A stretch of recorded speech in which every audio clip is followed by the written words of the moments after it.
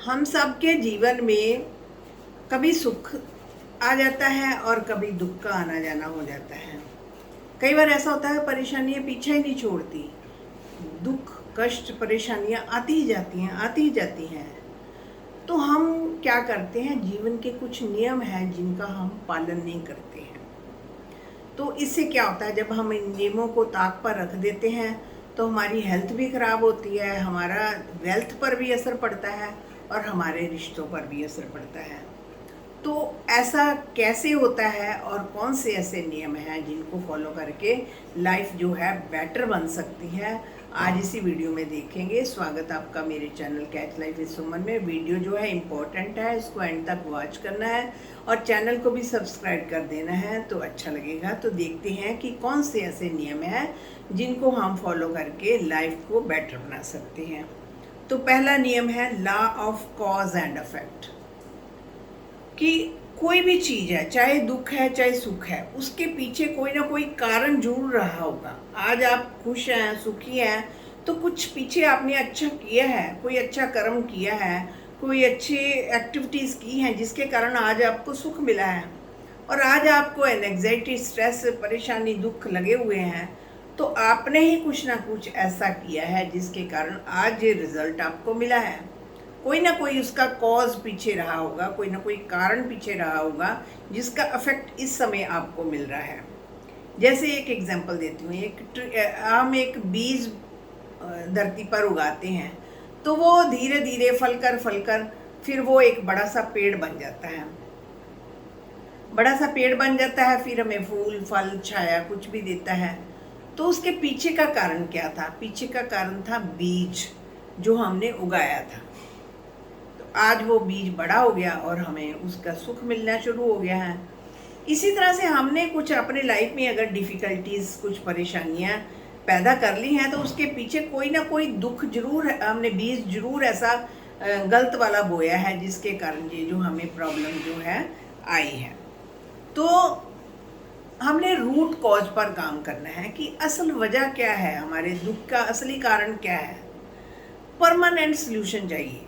मान लो हम लोग ब्लेम गेम खेलते हैं, तुम्हारे कारण ये हो गया, तुमने मेरी लाइफ में ऐसा किया, मेरी जॉब चली गई, मेरी हेल्थ खराब हो गई। लोगों पर उंगली उठाते हैं। रिस्पॉन्सिबिलिटी लो, अपनी रिस्पॉन्सिबिलिटी लो, टेक रिस्पॉन्सिबिलिटी कि जीवन में जो कुछ भी घटित हो रहा है उसके पीछे कारण हम हैं। अब मान लो हमने लोगों के कारण ही हमारे जीवन में बड़ा दुख आया है, हम कहते हैं कि लोगों ने हमारे जीवन खराब कर दिया है। फिर भी खुद को ठीक करना जिम्मेवारी किसकी है, लोगों की या आपकी? आपका जीवन है, किसको ठीक करना है? आपको ठीक करना है। तो हमारे जीवन में ये पहला नियम जो law of cause and effect है, इसका बहुत असर पड़ता है। सेकंड है लॉ ऑफ अट्रैक्शन। ये लॉ ऑफ अट्रैक्शन जो है बहुत काम करता है। अगर जब हमारी थॉट्स, हमारी फीलिंग्स और हमारा एक्शन एक डायरेक्शन में चले जाते हैं तो लॉ ऑफ अट्रैक्शन जो है वर्क करता है। लेकिन हम क्या करते हैं, हमारा ध्यान कभी सोशल मीडिया पर, कभी उससे गप्पे हाँक ली, कभी उसकी बुराई कर ली, उसका कंपैरिजन कर लिया, क्रिटिसिज्म कर लिया। तो ऐसे में लॉ ऑफ अट्रैक्शन काम नहीं करता। एक डायरेक्शन में काम करेंगे, तीनों चीज़ें एक साथ होगी, यानी आपकी फीलिंग्स भी होगी, आपकी विजुअलाइजेशन भी उसमें होगी और साथ में आप उसी डायरेक्शन में, इसके अलावा और कोई सेकंड थॉट नहीं लेकर आ रहे हैं, तो लॉ ऑफ अट्रैक्शन जो है जरूर काम करता है। हम क्या करते हैं, जीवन में नेगेटिविटी को अट्रैक्ट कर लेते हैं, नेगेटिव बातें करते रहते हैं, गलत शब्द प्रयोग करते हैं, वोकैबुलरी गलत यूज़ करते हैं, लोगों की बुराई करते हैं, निंदा चुगली करते हैं, तो नेगेटिविटी को अट्रैक्ट कर रहे हैं। इसी तरह से अगर जीवन में अच्छा सोचेंगे, लोगों के लिए भी अच्छा सोचेंगे, अपने जीवन में भी अच्छे कामों पर फोकस रखेंगे, एक्शन अच्छे रखेंगे, तो जीवन को हम पॉजिटिविटी को अट्रैक्ट करते हैं। तो लॉ ऑफ अट्रैक्शन जो है बहुत अच्छे से काम करता है जीवन में। इसलिए ध्यान से, आज जो हमारी ज़िंदगी में परेशानियाँ, स्ट्रेस एंड एंग्जाइटी आई पड़ी है, इसके पीछे रूट कॉज है आपने उस तरफ ध्यान नहीं दिया, आपने इन चीज़ों को अट्रैक्ट कर दिया। बड़े समय से आपने कुछ गलत चीज़ों पर देखना शुरू कर दिया, चाहे वो सोशल मीडिया से देखा है, चाहे आसपास से माहौल से देखा है, लोगों से बातचीत में किया है, तो वो चीज़ों को आपने अट्रैक्ट कर लिया है। एक है लॉ ऑफ इम्परमानेंट। लाइफ में कुछ भी परमानेंट नहीं रहता, बदल जाता है, लाइफ चेंज हो जाती है। हम कहते हैं कि वही चीज़ रहनी चाहिए, बदलनी नहीं चाहिए, क्योंकि बदलना कुदरत का नियम है। पानी भी एक जगह नहीं ठहरता है, चलता है, वायु भी चलती है। तो ये चीज़ें जो है चलती हैं, लोग भी जो है समय के अनुसार चेंज आ जाती है उनमें, और चीज़ों में भी बदलाव आ जाता है। जो चीज़ आज नई चीज़ लेकर आएंगे, एक ना एक दिन वो भी पुरानी हो जानी है। तो चीज़ें भी बदल जाती हैं, लोग भी बदल जाते हैं, परमानेंट कुछ नहीं रहता है। और हम क्या करते हैं, उसको पकड़ कर रखना चाहते हैं, वही का वही चाहिए, उससे में कुछ बदलाव नहीं आएगा। तो इससे कई बार रिश्तों में इसलिए खराबी आती है कि तुम पहले जैसे नहीं हो, वैसे वही के वही चाहिए मुझे। इंसान जो है बदल जाते हैं। तो हमने अपने दिमाग में रखना है कि ये चीज़ें जो है बदलती हैं, लॉ ऑफ इम्परमानेंट जो है ये वर्क करता है।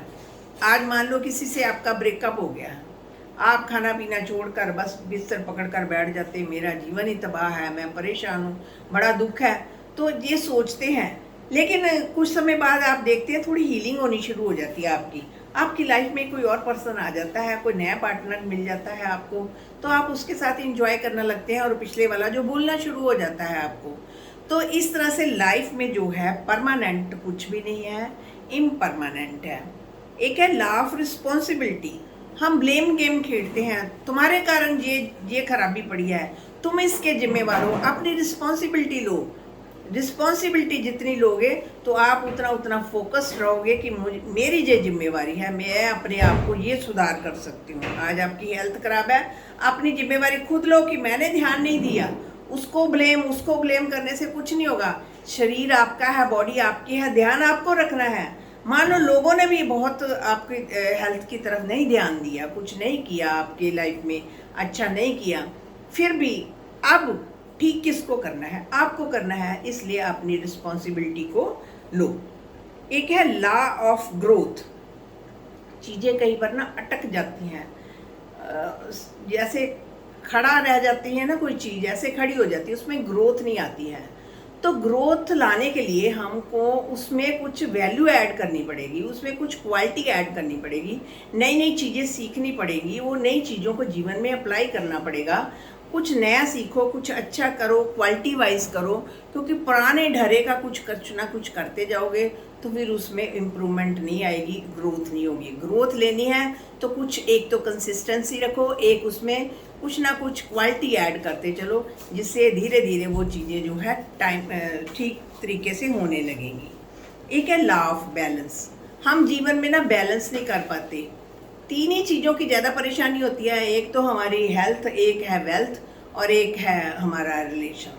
हम तीनों में बैलेंस नहीं कर पाते। अगर जॉब पर सारा फोकस रखेंगे, पैसा कमाने में लगे रहेंगे तो घर के परिवार के रिश्तों का ध्यान नहीं रखेंगे, तो फैमिली वाले भी आपसे थोड़ा डिस्टेंस रखना शुरू करेंगे कि ये तो हमारा ध्यान ही नहीं रखता, सारा टाइम इसको पैसे की तरफ ही भागता रहता है।